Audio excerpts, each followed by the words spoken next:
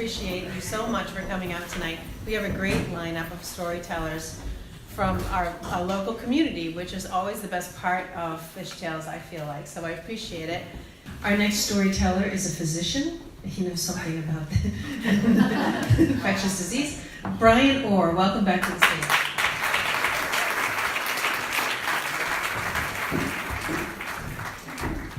Hi, I'm Brian Orr, and I'm a pediatrician in town here.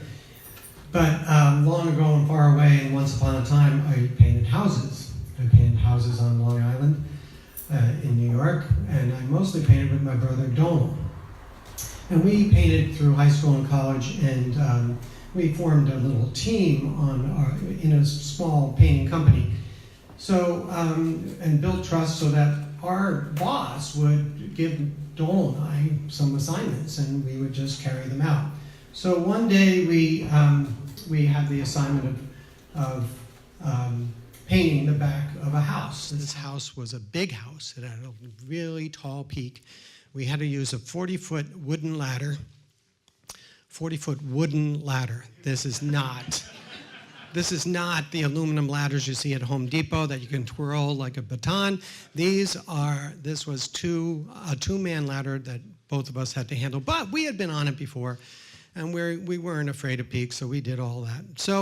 So we work and we do the whole back of the house, and my boss is working the front, and so we finished the back of the house at 3:45, and 4 o'clock's quitting time. And so once you finish one wall, you're not going to turn the corner and start one part. So we said, hey, it's close enough to closing time. Let's just call it a day. So we have to take down this ladder. So of course we used to it. So we pull it back up and we straighten it up.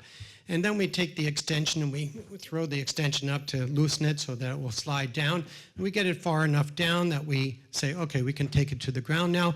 So I say, let's take it this way. He says, take it this way. And we struggle a little bit, and all of a sudden we recognize that we do not have control of this ladder. This ladder is standing by itself. And we look at each other mystified, and we look up and we see that this ladder there's a L bracket on the ladder, and it hooked itself. We didn't do it. It hooked itself to a electrical wire that's going across. Well, you sighed like that, but we did what any regular teenage boys would do. We saw this and we cracked up laughing. This was hilarious. We're in danger and we know there's electrical wire, but we are doubled over laughing. We are laughing. Now, recognize that we pulled this ladder back from the house and stood it up, right? So we're now facing away from the house. And we learned a lot about painting. And when you paint houses, you don't paint the whole house. You don't ever paint a whole house because there are these things called windows that you don't paint. So we're not even thinking of this house and behind us. And this house is a big peak, big wall. It had a big picture window. It had a glass back door to a patio. The picture window looked out over the patio. And of course, it would have to have a glass patio table all in this one corner of the house. So we're not even thinking about that. I call my brother to awareness. Hey, oh, come on. We have to get this thing off of there. So we go, okay, 1, 2, 3. We knew we had to get this L hook off the wire. So 1, 2, 3, boom. We get the ladder. Now it's up in the air. And if you know anything about physics, an object in motion will stay in motion unless it's acted upon by an outside force. And in this case, this ladder that is now in flight, that's like the size of a tree, the outside forces that was supposed to control that ladder were 2 skinny teenage boys. And it was not going to happen. And even though I explained that in a short time to you, in less time, my brother and I looked at each other and we knew that we had to do what any 2 self-respecting teenage boys would do, and we took off. Okay. We ran, and we ran, and running away, and it's that moment that we're running away, we're turning, and we see the house in which direction the ladder is going. And we are just watching. Now, the other thing, there's another physical principle that things are supposed to fall at the speed of gravity, but this ladder decided to fall, I know it for sure, in slow motion. And so we're looking back at this ladder, and we see this ladder, and the first thing it does, it goes and it bounces. It bounces like on a pogo stick, and it bounces towards the house. No, not towards the house. So it bounces towards the house. Second thing it does, it comes down, and it bounces again, the second time, towards the house. And so we're sweating this.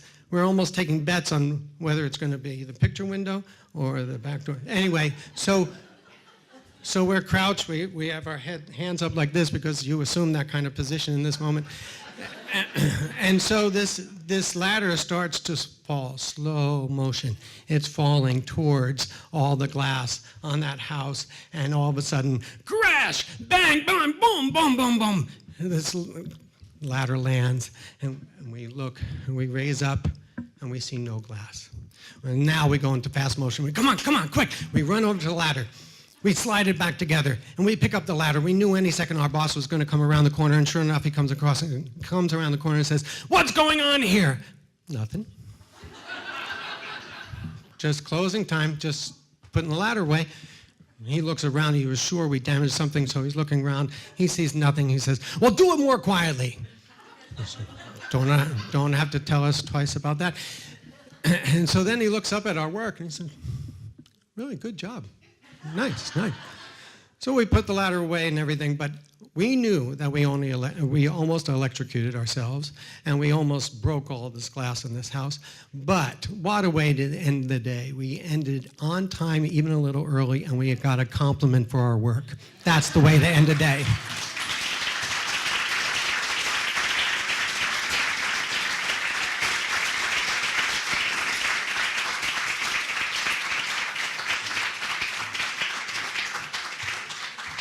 So great. Thank you, Brian, so much. I would like to invite Jane Montecalvo. It's her first time.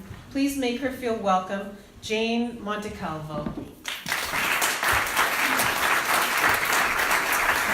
So 1955, in a small mill town, August, a hurricane had gone through. I was 11 years old, and,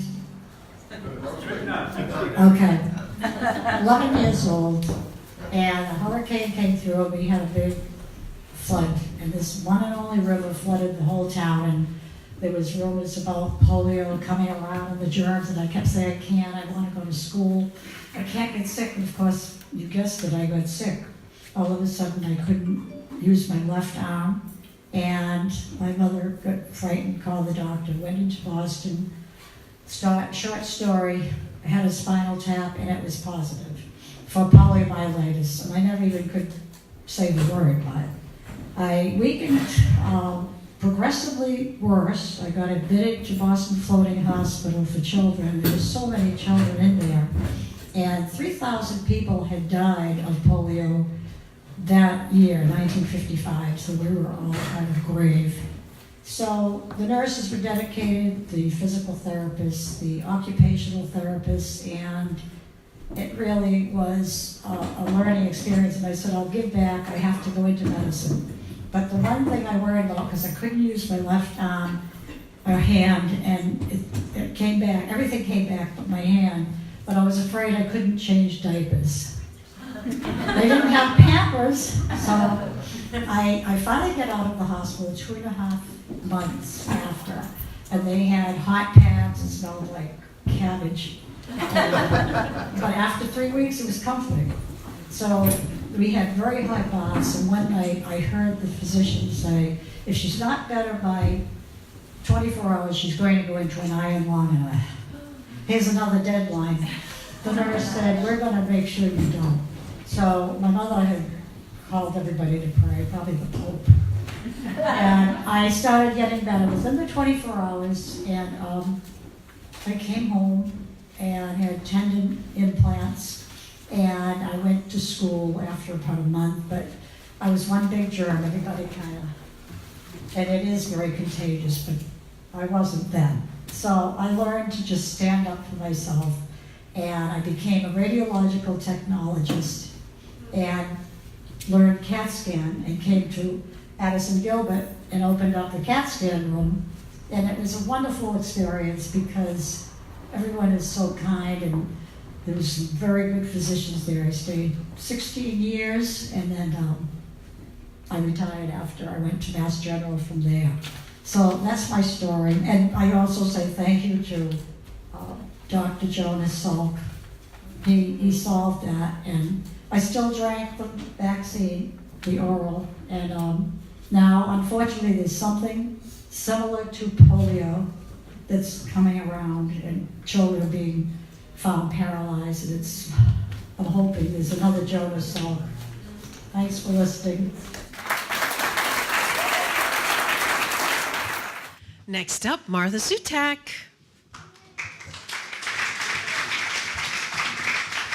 Hi, everybody. So my story's about a deadline, but it really is only in the opening line. We had a deadline.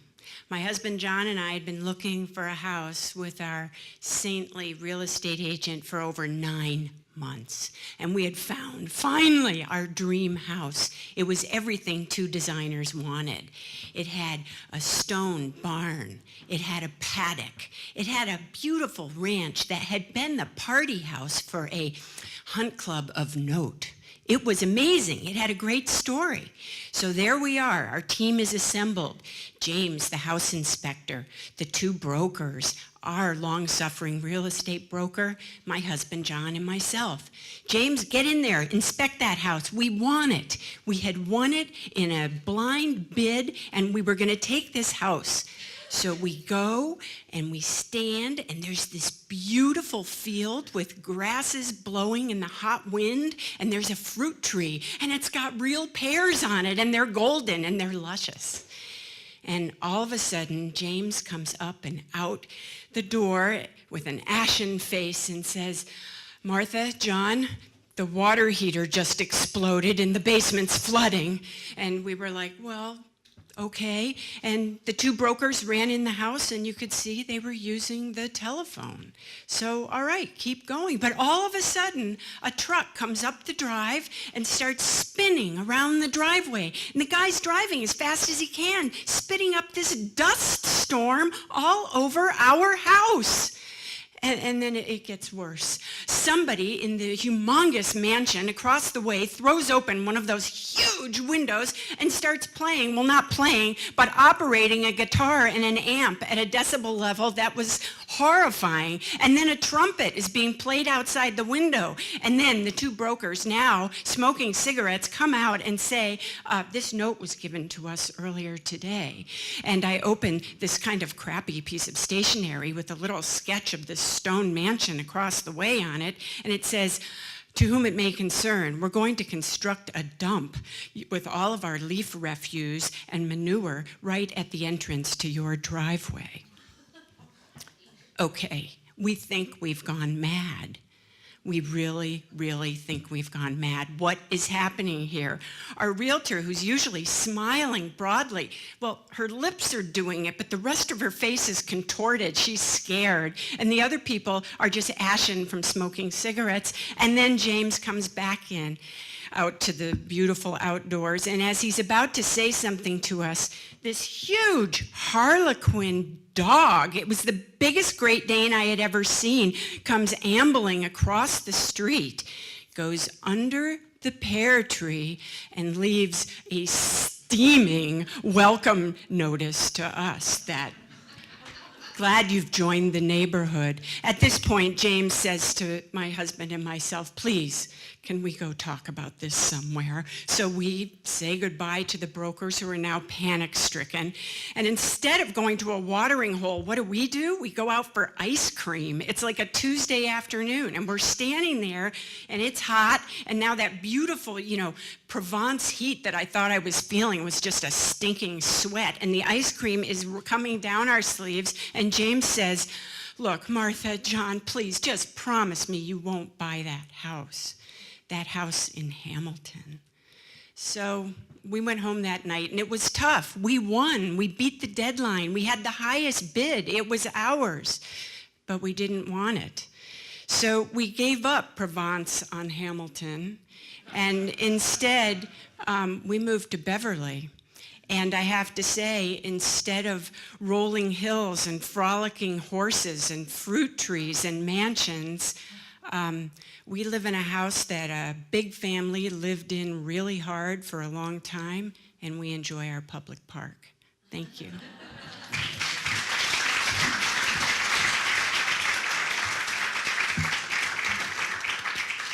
Performance art. Martha, thank you so much. That was really, truly amazing. Thank you. And her house is spectacular. Our next storyteller, Charles Azarian.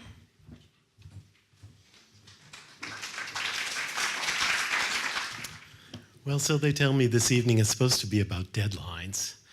And I don't know about you, but deadlines seem to me to come in two categories. One is external and one is internal. External ones are like the tests that you were given in school and the papers that you had to write and the promise that you made to your colleagues that you're going to finish your part of the project so that the company can stay afloat. And going all the way back to the beginning almost, the promise you made to your mom when she said it was time for you to stop pooping in your pants and the time was now. Those are external deadlines. However, as powerful and important as they are, I'm going to talk to you tonight about internal deadlines, and one in particular. When I was a 20-something and weighed 165 pounds and a 32-inch waist, and I'm not going to tell you what it is today, I was a student at Trinity College in Hartford, Connecticut, and I set my sights on learning to play the pipe organ. I had sung in choirs for years and played piano, and in starting to do that, I played two-part and three-part Bach inventions, and I got really bitten with the idea that I was going to learn to play the pipe organ. And so I dug my heels in and took the best lessons that I could. And by the time I got to my senior year, I scheduled for myself a senior organ recital. Now, I'm going to channel the mother on The Golden Girls. Do you remember Sophia Petrillo when she said, "Picture it, Hartford, 1973. Richard Nixon, still around. The Vietnam War winding down, but still a mess. We went into Cambodia.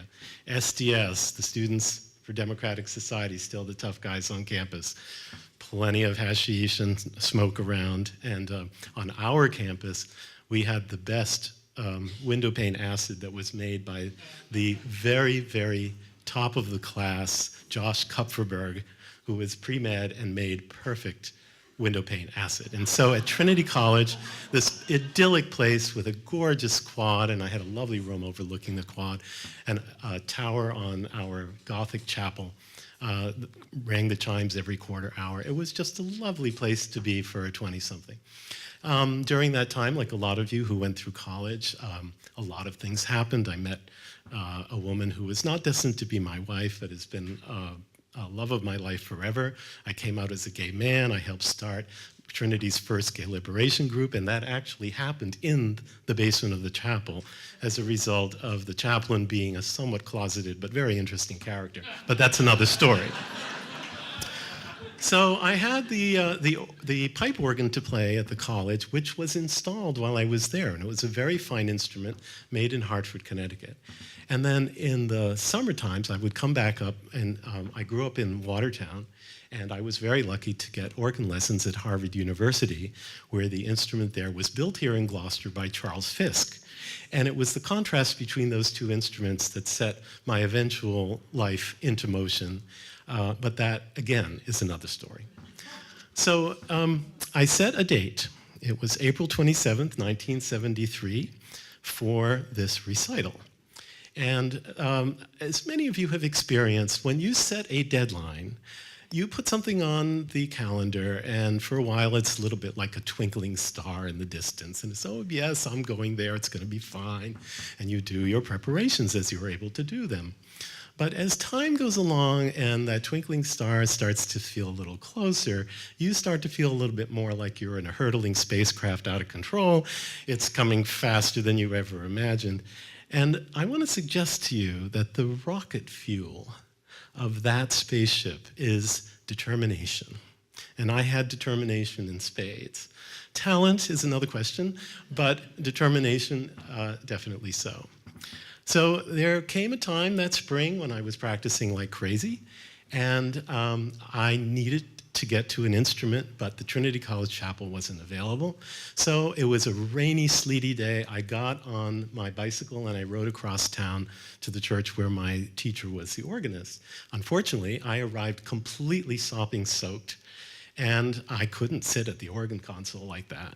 So as I went up to the organ loft, I gradually took off my shirt and then my trousers and then my socks, and finally I had no other choice. I just had to drop everything. And fortunately, there were nice radiators on the staircase going up to the organ loft, and so I neatly draped them over the radiator all the way up.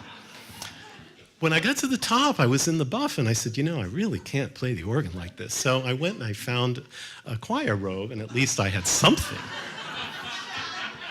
But much to my chagrin, about 15 minutes later, my teacher came up the stairs with a new organ student, a young woman who had never been in the organ loft before. And he arrived, and I still can see his face to this day, saying, "What the hell is going on here?" I said, "Well, I really have to practice for my recital." And he said, "Okay, so fast forward a bit more. The week before my concert, somebody had given a huge amount of money to put up some huge wrought iron gates. And so I couldn't really practice in the chapel much because they were drilling and hammering and all of that. It was a nightmare. But the day finally came, and I was prepared as I could possibly be. And I found myself in the chaplain's office, well, perhaps more appropriately, in the bathroom in the chaplain's office where I was seated on the pot, because I could hear the roar of people entering the chapel. 50 or 75 of my closest relatives, who all drive down from Boston in the rain, and my best friends, all started filling the Trinity College Chapel, which is very resonant. And as this roar grew, I became more and more and more afraid. Somehow, I managed to get myself pulled together in my tuxedo and got up to the organ loft, and I took my bow, and I sat down, and I started my first piece, which was a prelude and fugue by Dietrich Buxtehude, somebody you all know, I'm sure. And unfortunately for me, I started it at double tempo. And I can still recall the page turner, who was more scared than I was, whispering in my ear, "Slow down, slow down."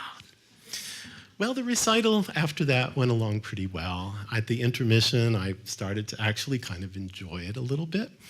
And I forgot to mention an important point. When my relatives arrived, it included my mother, who had filled the trunk of our very large car with Armenian pastries.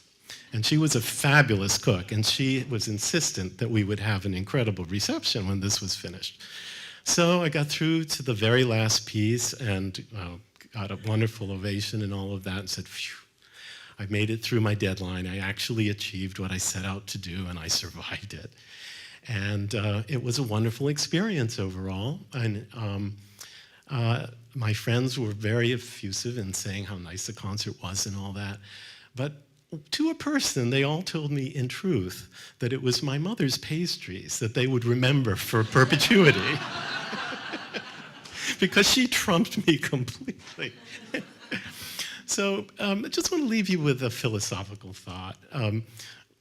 We are all mortal human beings, and the ultimate deadline in our lives is one of those stars that we know is blinking in the distance, and the time will come. And I like to think that the deadlines that we get through in this life have taught us some depth of how to approach death when it comes, that we won't just look at it as something negative, but that we'll look at it as something that we come to that's appropriate to us, and that we'll come out the other side. I really hope it's as sweet as my mother's pastries. Thank you, Charles. Our next storyteller is a first-time storyteller here at Fishtails. I'm thrilled to have the marvelous Heather Atwood on our stage.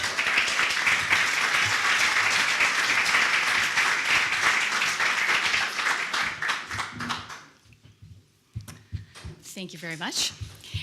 I grew up on Cape Cod in East Sandwich. I have two older brothers. My mother was a single mom. She was a respiratory therapist at Cape Cod Hospital. And she was kind of a unique character. She was a bit of a romantic. So she read books, she read poetry at home. We talked about ideas, we talked about heroes, we talked about themes, but we did not have real conversations ever. My mother was also kind of shy, so she was absolutely, as a mother, completely averse to conflict. So we never talked about anything real. We had all these lovely conversations, but never about real things. So because we had this house on Cape Cod, in the summertime, all the relatives would come to visit, the cousins, the aunts, the uncles, grandparents. There were always people floating through our house, right? And for my mother, who was shy, this was a little bit of a challenge.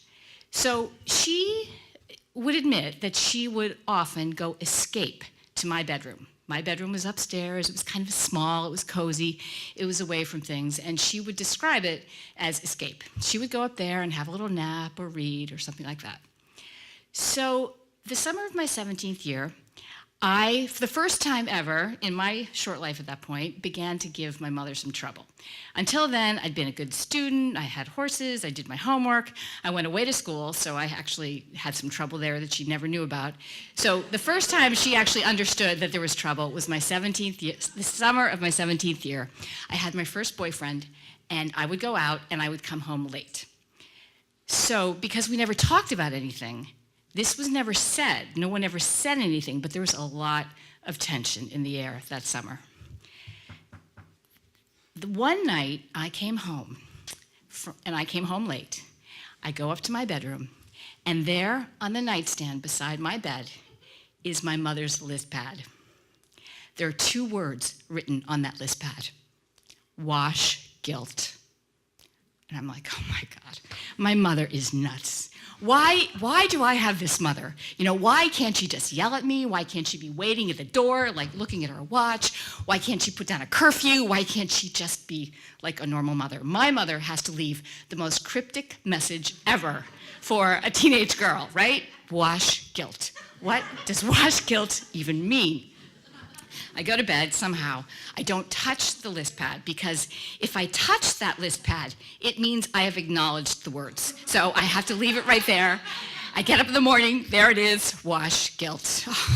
I go downstairs and I think, okay, she's gonna be in the kitchen, she's gonna say something to me, right? She's got it. How can you write those words and not say something, right? So I'm in the kitchen and I'm looking at her, and I'm thinking, guilt, you know, washing, say something, and she's just going along doing her thing, and I'm like, oh, my mother is crazy. I have my cereal, and there is silence. Just we go along to have breakfast just like normal, everything's fine. I get on my bike, I go off to my summer job, I'm paddling along, I'm going, oh, wash guilt, what does that even mean? Like, why can't she say purge guilt, or get rid of guilt, or don't be guilty, or be happy? Why can't she do those things, right? My mother has to leave this message. Things go on, I come home, she does not say a word. For about a week, that pad is next to my bed.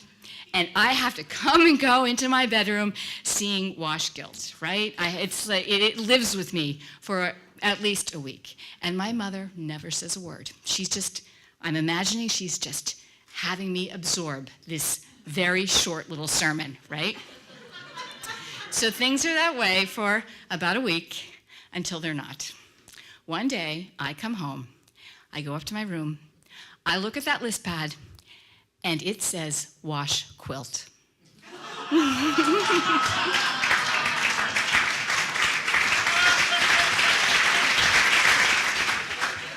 Thank you, Heather. That's a memorable one. Thinking about all those notes my mother left me. Our final storyteller tonight is our storyteller in residence. Please welcome Phoebe Potts. One day, when I'm old, I'm going to be sitting on in a rocking chair, and I'm going to have a litter of grandchildren, God willing, around at my feet, and they're going to look up at me with their eyes shining, and they're going to say, Grandma Phoebe, why did it take you so long to have sex for the first time? And they're going to be like, yeah, Grandma, and why did you have to leave the country to do it?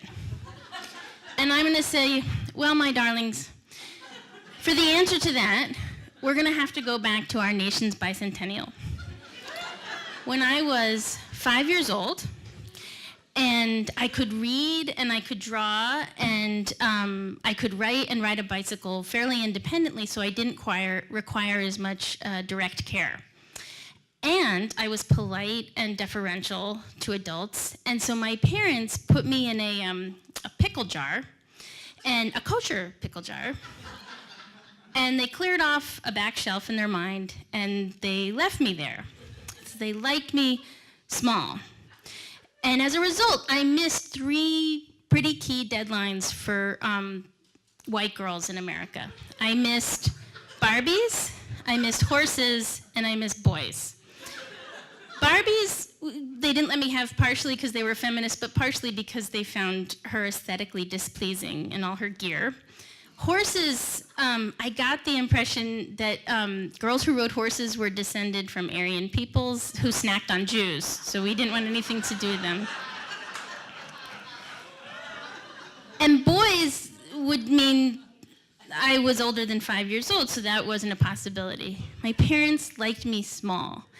And to be fair, I was their youngest, and I was always short for my age, and I had this little Minnie Mouse voice, and it was much higher then, and my name was Phoebe, which sounds like a Beanie Baby, so it's like, Phoebe! But they would underscore my stature. They underscored my stature for decades by referring to me as Little Phoebe, and Peebles, and Phoebe, and they would ask after my little friends, and then my little dorm, and my little college, and then like my little job. And I even remember once I got off the phone with the garage because I was having a new muffler put on my Toyota Corolla station wagon, and my mother said, "How's your little car?" And I thought, I have the same car as you do. They also had a Corolla wagon. So I don't know where I found the cojones or the balls or the tiny little ballettes to say when I was 24, I'm going to go to Guatemala and learn Spanish. And my mother said, "No, you're not." And I said, "Yes, I am." And she said, "No, you're not. It's too dangerous." And I said, "Well, I'm going to do it." And she said, "Well, I'm going to talk to your father." And then she gets back on the phone and she says, "You have to call the State Department first." And so I was still very obedient, so I got a number for Washington, and I called down there, and I got a guy on the phone, and I said, "I'm going to Guatemala for a month. Is there anything I need to know?" And the man said, "Well, what organization are you traveling with?" And I said, I'm not." And he goes, "Well, how large is your family group?" And I said, "There isn't any." And he said, "Are you going with your husband?" And I feel the State Department's getting a little personal, and I said, "I'm not married." And he said, "Well, so are you traveling with a boyfriend?" And I said, "No, I'm going by myself." And he said, he sort of sighed, exasperated. He goes, "Well, do your parents know you're going?" And I said, "They told me to call you." My first day in Guatemala, I had my hair in a ponytail and my backpack, and I'm going through a marketplace, and a man approaches me, and he sort of doubled over. He has this very large bundle that he's toting, and he extends a hand, and just with the deft precision of a real professional, he takes my right nipple between his thumb and his forefinger, clamps down, and twists to the right like he's opening a sticky locker at the YMCA. I am transported to a buffet of feelings. I'm having first an amuse-bouche of pain, because it really hurt. And then I get a nice big rage salad. I yell out, I can't believe I did this. I yelled out, "I am not fruit!" But to nobody in particular, because I don't speak Spanish. And then I have 2 really big helpings of guilt and shame, because even though I missed out on Barbies, Horses, and Boys, I went to every seminar that we had in this country to tell girls that they were bad and disposable. And so, like, I may have been in a pickle jar, but, like, I watched TV, so. So the next thing I think is, what was I thinking? How stupid to grow boobs. What a bad idea. And then I think, oh, you big, dumb American tourist. Big. I look around at the human beings of Guatemala, and I am of average height. And I think, oh, this is really different. I come in 3 dimensions, apparently. So not long after that, I meet an American, and he's really handsome and adventurous, and he's funny, and he's mean, so he's a perfect specimen for me to catch up on all this backlog of work that I just have never gotten to. And we travel the country, and we have a wonderful time together, and at the end of the month, we sort of stumble out of the jungles of Tikal, and even my hair is different. It's instead of these little Shirley Temple curls, it's become this like big mass on top of my head, and like I can hear it talking like it's placing bets at the track. Like, I'll take home sweet home for the trifecta. And we go to a little town because I've got to get a bus back to the capital to get my flight, and this town has 1 bus stop, and it has 1 payphone, and it's been raining a lot, so it's muddy, and there's this, so people have put down cardboard and corrugated tin, and they're standing on it waiting in line for the phone. They're sort of teetering with their children and their goats, and it must not be a great phone because they're shouting all their hopes and dreams and recipes into this receiver. And I think I should get on that line. I should call my folks. It's been a month. They're probably worried. They're probably angry. But I really don't want to because then the spell will be broken and I'll have to be little Phoebe again. And it feels like Alice in Wonderland in reverse. And when it's my turn, I pick up the receiver and it's a terrible connection, of course. And I go, Ma, Ma, and the goats are all going, Ma, and I'm like, Ma, Ma, Ma, Ma, I'm like, shut up. And, but I've been so busy with this American that I haven't bothered to learn Spanish enough to say, Madam, could you please silence your goat? So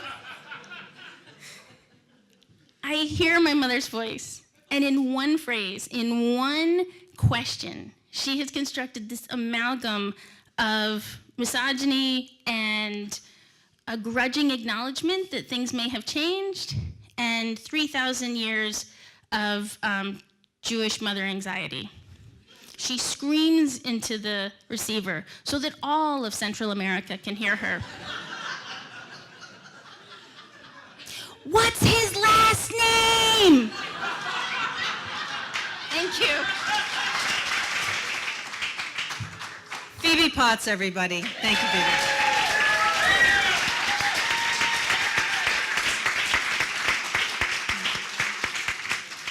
Thank you all for coming tonight. Our next show is November 30th. It'll be at the Gloucester Stage Company.